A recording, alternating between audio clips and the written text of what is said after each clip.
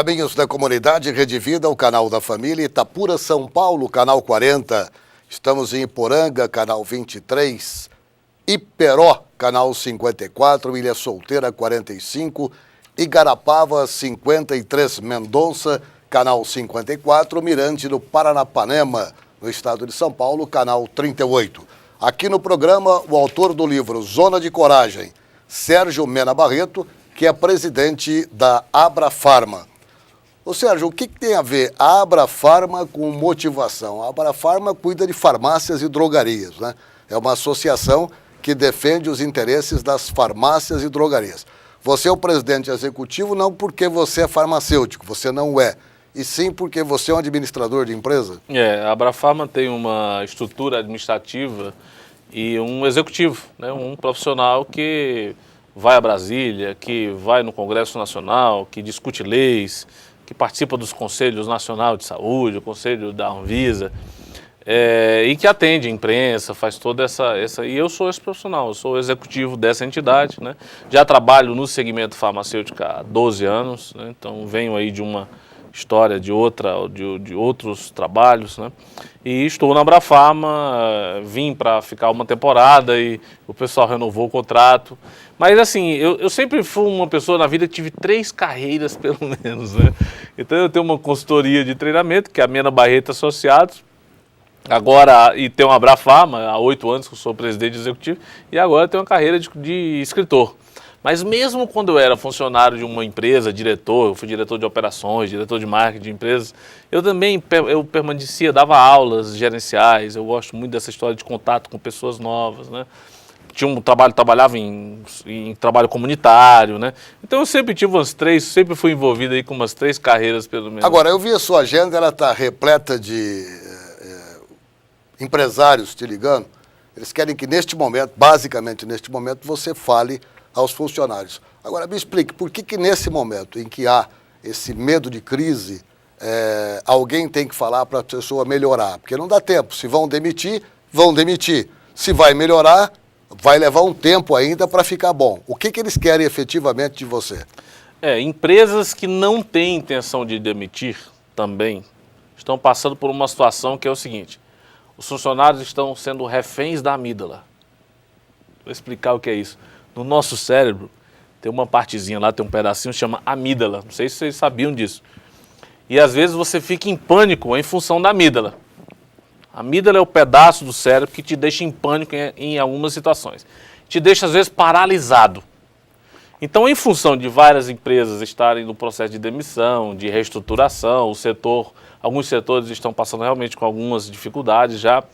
Os funcionários daquelas empresas que nem pensam nisso estão agora também meio que em pânico, reféns da amígdala, né? Ou seja, estão ali meio paralisados, achando que vão ser demitidos. A mesma coisa que acontece quando uma empresa compra outra. Com um banco funde-se com outro banco, né? Como a gente viu recentemente, a primeira coisa que passa pela cabeça do funcionário é: opa, será que eu estou fora dessa? Né?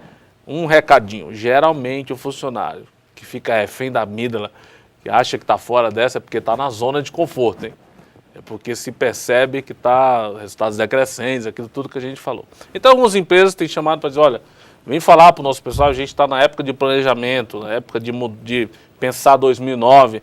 E às vezes porque as pessoas ficam um pouco acomodadas, temerosas, as pessoas tendem a não ousar quando vão estabelecer metas, quando vão dizer quanto vão vender no ano seguinte.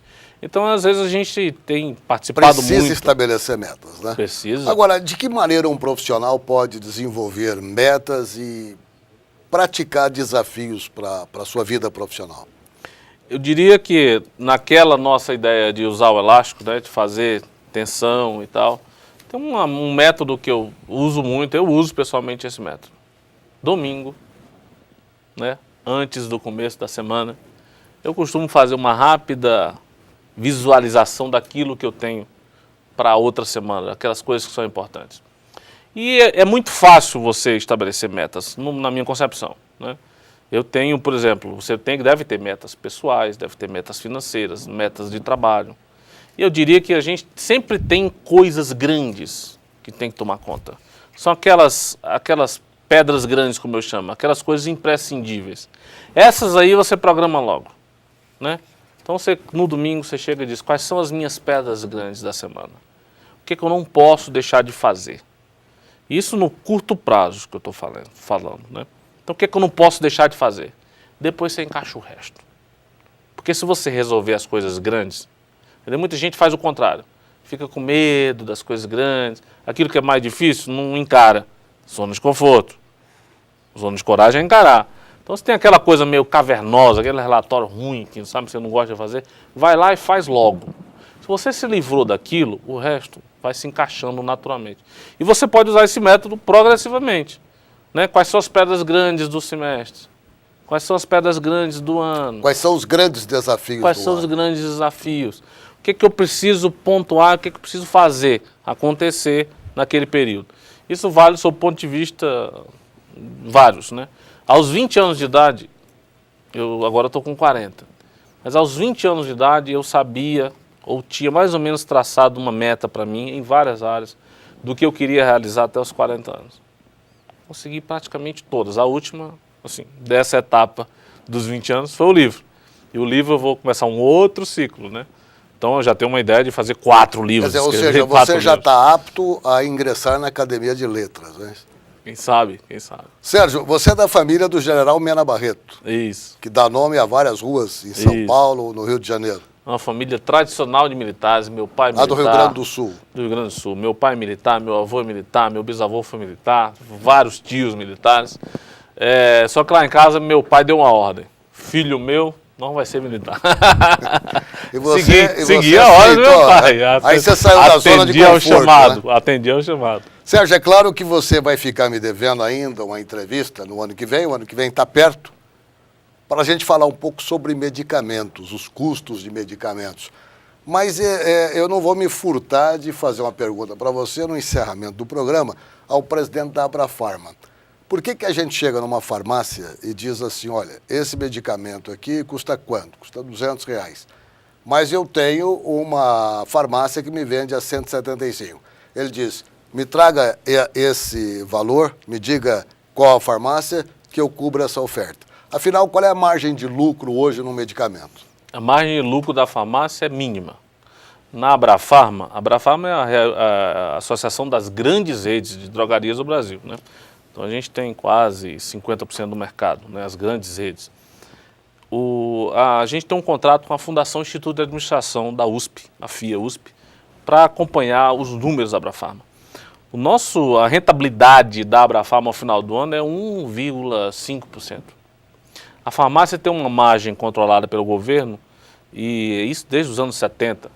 Então, depois que paga impostos, salários, estrutura, aluguel e tudo mais, sobra 1,5%. Aí você diz, como é que uma farmácia consegue dar 20% de desconto, 25%? Ela conseguiu isso da indústria, do fornecedor. A indústria que repassa. A indústria repassa. Então, as grandes redes geralmente têm inclusive acordos, né, para repassar a condição para o usuário, para o consumidor.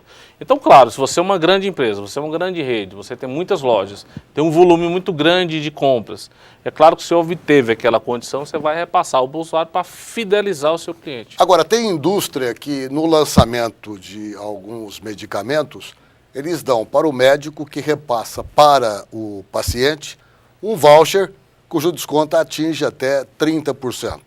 Isso não pode ser praticado independentemente de ter esse voucher? Ele, na verdade, quando ele faz isso, quando a indústria faz isso, ela está testando o produto. Né? É uma estratégia mercadológica. Né?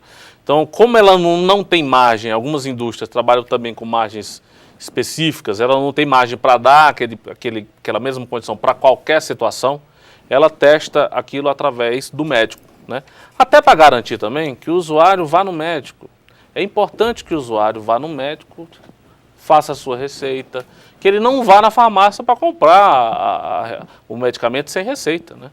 Então, isso é uma maneira também de educar o usuário, educar o cliente para que ele vá no médico e pegue a sua receita e aí também vai receber um cupom para ter aquele desconto, aquele benefício. Mas isso é só o aperitivo de um novo programa que nós vamos fazer? Certeza. Você vai ter que estar aqui bem preparado para responder as nossas perguntas sobre a questão de medicamentos. Tá certo. Sérgio, parabéns pelo livro. Eu acho que este é o momento muito apropriado para passar essa mensagem ao telespectador, notadamente aqueles que estão na zona de conforto, mas com medo de demissão.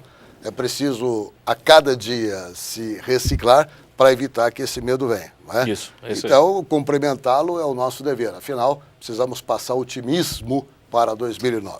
Muito obrigado pela sua participação. Eu que agradeço, foi muito bom.